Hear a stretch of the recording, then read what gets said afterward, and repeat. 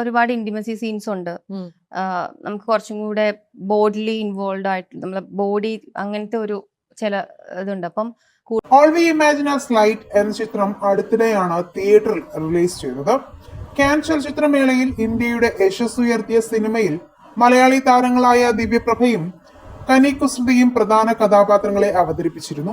മുംബൈയിലെ മലയാളി നഴ്സുമാരുടെ കഥയാണ് all we imagine as ലൈറ്റിലൂടെ സംവിധായക പായൽ കപാഡിയ സംവദിച്ചത്.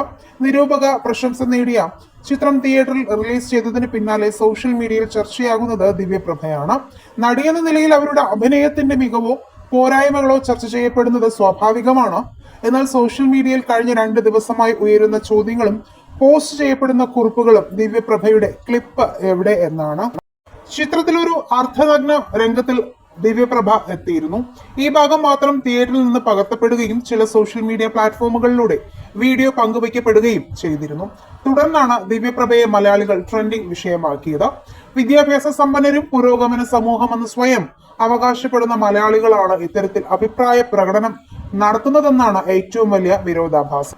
അന്താരാഷ്ട്ര തലത്തിൽ ചർച്ചയായ സിനിമയെക്കുറിച്ച് മലയാളികൾ ചർച്ച നടത്തുമ്പോൾ ബി ഗ്രേഡ് ലെവലിലേക്ക് എത്തപ്പെടുന്നു എന്നതാണ് വിമർശനം. ഈ വിഷയത്തിൽ നിങ്ങളുടെ അഭിപ്രായങ്ങൾ മടിക്കാതെ കമന്റ് ചെയ്യുക. വീഡിയോ ലൈക്ക് ഷെയർ ചെയ്യാനും ചാനൽ സബ്സ്ക്രൈബ് ചെയ്തൊന്ന് സപ്പോർട്ട് ചെയ്യാനും മറക്കല്ലേ ഫ്രണ്ട്സ്.